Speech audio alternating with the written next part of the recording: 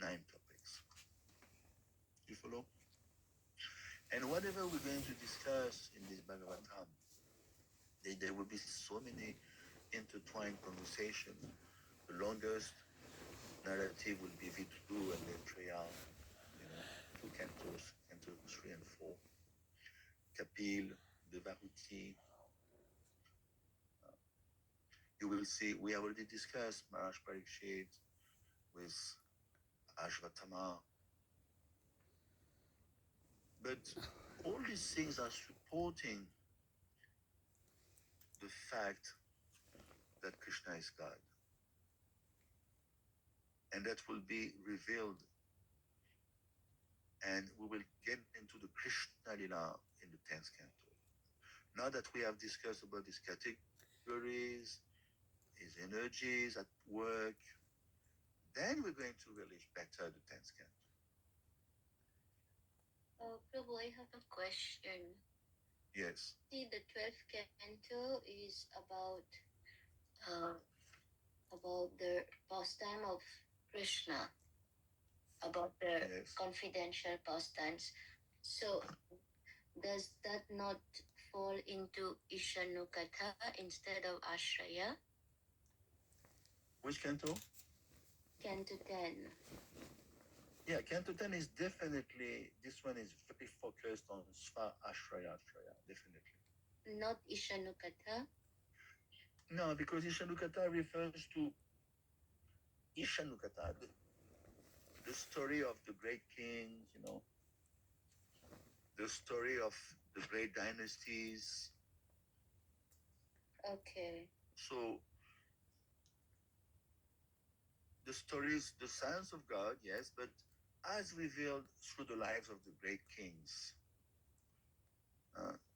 So, like for instance, Prithu Maharaj, Maharaj Shibi, Maharaj Ambarish, we're going to see so many great kings coming up.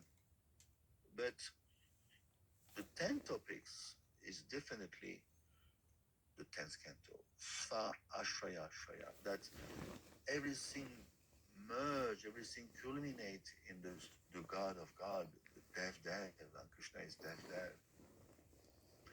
In other words, Jiva Goswami, that is the point. That is the power of Jiva Goswami in his Satsang Dharma. It shows that the purpose of the 9 preliminary subjects discussed in the Bhagavatam is to explain the 10th subject, the Ashraya. The Advaya we discussed, 1 to 11. The Advaya is non-dual. So it's called the Ashraya, the fountainhead of everything. And again, same story. Svarup Lakshan, Tatashta Lakshan. Even us, we have, as a Jeev, we have Svarup Lakshan and Tatashta Lakshan. And Krishna has also Svarup Lakshan and Tatashta Lakshan. We have seen in 111, the Svarup Lakshan is Satyam Param Dimahi. All the rest is marginal. Because Janma Dhyasya Yato, it's only happening during the creation. What happened when the creation is aprokot, non-manifested? So that is marginal. The real Svarup Lakshan, the main characteristic is Satyam Param Dimahi. And actually there's a verse. I found a verse. Mahaprabhu is the Supreme Godhead. You know what he says? I found a verse yesterday. Eshloke Param Shabdi Krishna Nirupan, Satyam Shabdi Kahitan Ra Swarup Lakshan. This is Mahaprabhu speaking to Sanatan. He says, Param Satyam Dimahi. He defines Param means Lord Krishna, the Supreme Personality of Godhead. And Satyam means his personal characteristics. See? So when we say Param Satyam Dimahi, Dimahi means plural form. We meditate on the supreme personal characteristics of Lord Krishna. This is Mahaprabhu telling Sanatan Goswami. So, we cannot speculate. And okay. So the supreme characteristic is given in detail in 111. Yeah, this Mangala chant. So we define the Vastu Nirdesh. Vastu Nirdesh is Param Satyam Dimahi. So, and now we are coming to 10.1. It's a very important verse. Everything's going to unfold from that. So, in our present condition state, we have no experience of the personal features of Krishna. So that is why we need the commentary of the acharyas of Prabhupada, Jiva Goswami, Bhaktivinoda.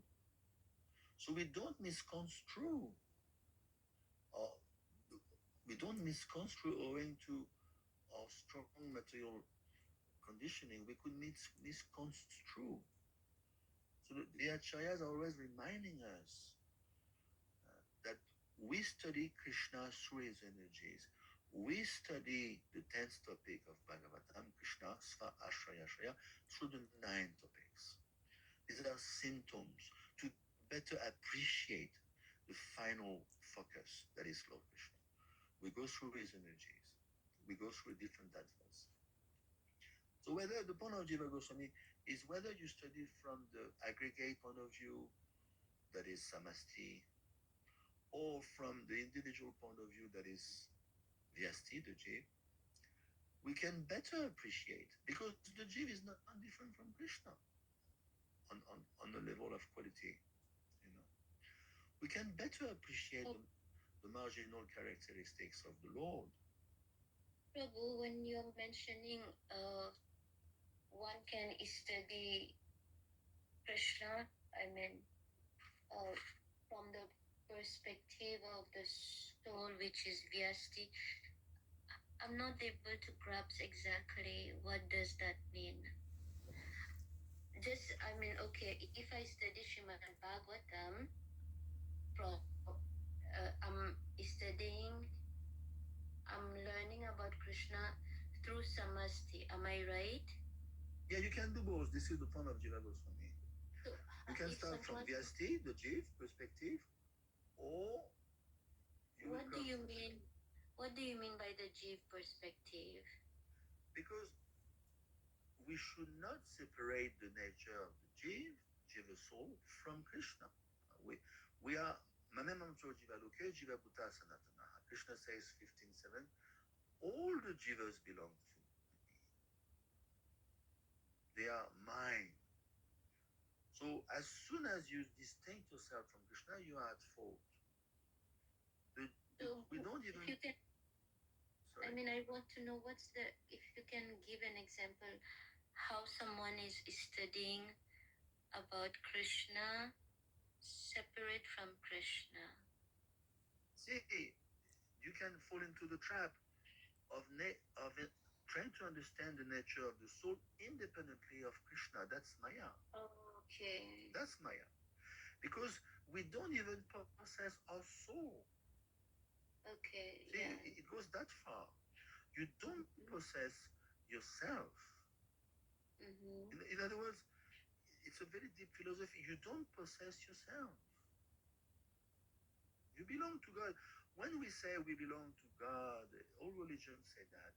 It's not just a figure of speech. We don't even possess ourselves. It's like a slave, because it's a gross example. In the Middle Ages, or you have seen in antiquity, the slave doesn't own himself. He belongs to the master. Nothing belongs to him. Not his body, his food. He's a slave. So in the same way, we don't even own ourselves. We are not the owner of our soul. That's the point. We don't even own ourselves. We don't own the body. Krishna says, Bhumila Punalo Vayu Kamado Buddhirevacha. Bina Prakriti Ashtada. Krishna says the 8 elements of the body, my dear Arjun, Pancha Mahabhut, Linga Sharir, the subtle body, doesn't even belong to you, belongs to me. Binna Prakriti Ashtada. It means elements, binna, they are separated from me, yes, binna, but those elements belong to me. So we don't own matter. 15.7, Name Mamsho Jiva Loke Jiva Bhuta Sanatanaha. Krishna says, all the souls belong to me, also Arjuna. So we don't possess our body made of matter, the matter belongs to Krishna. We don't possess our soul even.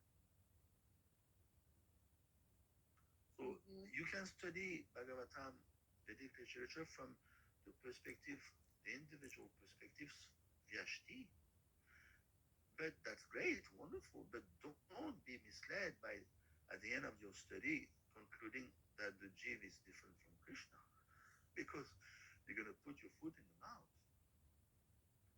So that's the point of Jiva Goswami, whether we adopt the individual viewpoint, Vyasti, or aggregate viewpoint, that is Samasti, we can better easily understand the Lord's marginal characteristics manifested within matter. When you study material nature, don't separate your study from the Lord. That is why the study, oftentimes the scientists, they get sidetracked because they tend to study the elements of matter separately from Krishna. So within the scope of our personal experience, we should be able to relate things to Krishna. If you do that, means you study from the Vyasti perspective. Let's say you are a cook, you work in a restaurant. But let's say you are somewhat God conscious. When you, in your kitchen, you are paid for that. You assemble the elements, you make pie, pizza, you can be a chef even. But you understand actually those things that I'm manipulating all day, they are transformations of the Pancha Mahabhut. And we discussed in 131 Bhagavatam that originally there are 16 elemental ingredients. And Krishna says, I created those 16 elements. So you are in your little kitchen in downtown New York or Paris, but you understand actually what I'm doing here. I'm manipulating matter. And actually this matter is inert. It has been animated by the Lord's energy. So you are understanding Krishna from the perspective of a tiny little jiv, vyasti. You follow? That's what it means. And then you are very well situated, even though you work for a non-devotee. But you're doing your job and you're making money even, maybe a very good cook, but you're not sidetracked as you perform your activity. You understand. You have a thorough analysis of what you're doing. So this is the point of Jiva Goswami. Whether you study from that perspective, Vyasti. Vyasti means individual perspective. Or whether you study from the you just accept the words of Krishna in the Bhagavatam aggregate from the perspective of the aggregate, the samasti, then it's fine. Both pathways are fine. And you can see that is why Vedanta Sutra even was written in the mood of the Bhagavatam. Remember, in Garud Puran it's mentioned Bhagavatam was written before Vedanta Sutra. When we say Bhagavatam, it means what? The blueprint, the first unfolding of Bhagavatam was written before Vedanta Sutra. So when Yasadev says in Vedanta Sutra, Om Atata Brahma Jigyasa, inquiring to Brahman, then he starts discussing the Lord's marginal characteristics in the next sutra, Janmadhyasya Yato, that again reflect in 111. But that verse is coming from Vedanta Sutra. Janmadhyasya Yato, this is coming from Vedanta Sutra. So Vedanta Sutra was written in the mood of the Bhagavatam. You follow? Bhagavatam comes first, then Vedanta Sutra. And then We know the story, Mahabharata, and then Vyasadeva is dissatisfied. And then Narad tells him, because you haven't glorified enough, so go back to your previous original work. And then he goes back, 178, and he says, Sutta Goswami says, yes, Vyasadeva corrected it. He went back to his work. And then, now 174. Bhakti Yogena Manasi Samyak Panite Male Apashyat Purusham Purnam Mayam Shadada Pash. Then he saw Krishna. Apashyat Purusham Purnam. In his trance, he saw Krishna. And he saw Maya. And he saw the Jiv. So, nothing is separated. The Jiv is not separated. Maya is not separated. Maya, we discussed so many times, she's a bit gloomy, she's sad, she's even embarrassed. So all the energies, they tend to bow down in front of Krishna, even Maya. Because from him, Janmadhya Sayato, Vayati Taratash, comes everything, creation, maintenance, destruction. So in the same way, this is the point of Jiva Goswami, we should discuss the 10 topics, presenting the first 9 to help us understand the 10th topic, the Ashraya. Follow? We should not separate the topics from the last one. We should not separate the energies of Krishna from Krishna. This is the point of Jiva Goswami. Because the first 9 topics, they deal with various potencies of the Lord. Creative, we have discussed Sharga Shakti, Shrishti Sthiti. There's a verse in Brahma Samhita, Shrishti Shakti, the creative potency of the Lord. And more we study that, I remember Buddhajan used to say,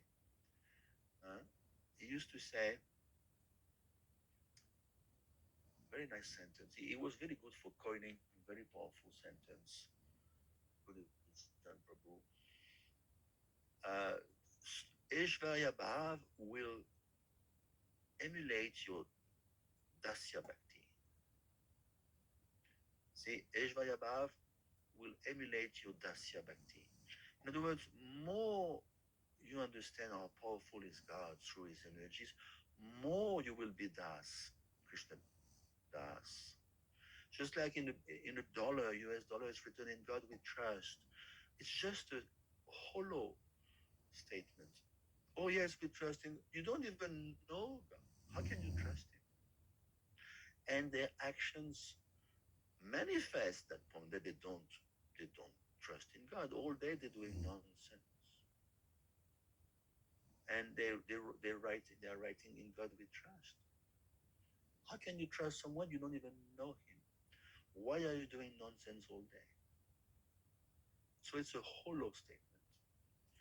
Because they don't understand the potencies of the Lord. How he's manifesting himself manifold through his creative energy. So again, these 9 topics help us to understand, to appreciate that Krishna is Shaktiman. Shakti, Shaktimatayo Abhida is non-different from the Shakti. It's different, but it's non-different. So we can better understand his personal features and lila that will be manifested in the 10th canto. So this is the danger. This is the danger. We run the risk of viewing his form and lila superficially. Oh, he's a womanizer. So many nonsensical conclusions.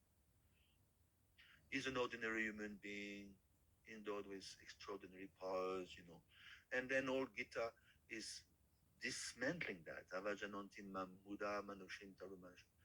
Remember that verse, Ashritam Paramabha Majanantu Mamabhuta Maheshwaram, fools deride me when I appear in this world. They are thinking I'm an ordinary person. They don't know me they don't know my nature, my transcendental nature. This is how people get befooled And Krishna, on the positive side, he says, on the contrary, those who know my janma, my karma, they don't have to take birth again. So Krishna is showing us, don't be fooled, don't separate me from anything. Because I am the 10th topic of the Bhagavatam, I'm the summum bonum. And I'm going to lead you to that understanding through the 9 topics of the Bhagavatam. You follow, everyone? Moshika is maha silent. Perhaps he's gone already. I'm telling you, this is, we are in the core of the Bhagavatam. This is, all these topics are extremely important. We could spend hours and days. So Jiva Goswami is stressing the fact that we have to understand all these things through Guru. That's the Guru. Tajvidi Pranipatina. Otherwise, we cannot. So each time we have to refer to Guru. I'm always referring to Bodhijan Prabhu. I'm always referring to this one, that one. I don't want to take a chance. So we learn through Guru. Mm-hmm. Everything will be everything will be revealed. We cannot relish. And we know, oh, Nigama Kalpatalo, the Krishna Bhagavatam is the ripened fruit. But even that you cannot relish if it is not handed down to you through Guru. Mm-hmm. Otherwise, Krishna is closed. The door is closed with double lock. Naham Prakasha Savasya Yogamaya Samavitaha. Remember, Krishna says, I reserve myself the right to be hidden. You cannot force you cannot gate crash in the spiritual world. You cannot gate crash into Bhagavatam, Bhagavad Gita. It's locked. It's totally locked. Sarahasyam, this is extremely confidential. Love of God. Even Krishna tells Brahma 2931, you have to approach it very cautiously. Very cautiously. Krishna says, I'm never manifest to the foolish and intelligent. I'm covered by my yoga maya. They don't know me. I'm unborn, infallible. Krishna reserved himself the right to be hidden. So this is the point. Jiva Goswami is very much pushing that point here through Guru.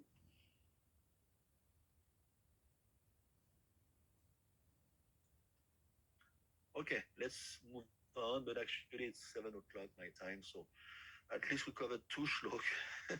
Now it's gonna go fast because you will see Shukadev is going to just make the point very clear that nothing is separated from Krishna. All these topics, all this science of God is non-separated. You will see it's beautiful canto, beautiful chapter. It's a bit technical, 210.8, it's quite technical, but we will discuss it. If you go slow, you can understand. Hare Krishna. Hare Krishna Prabhu. Thank you very much. It was loaded with so much knowledge and this is Kim Vapare. What is the need of any of the scripture?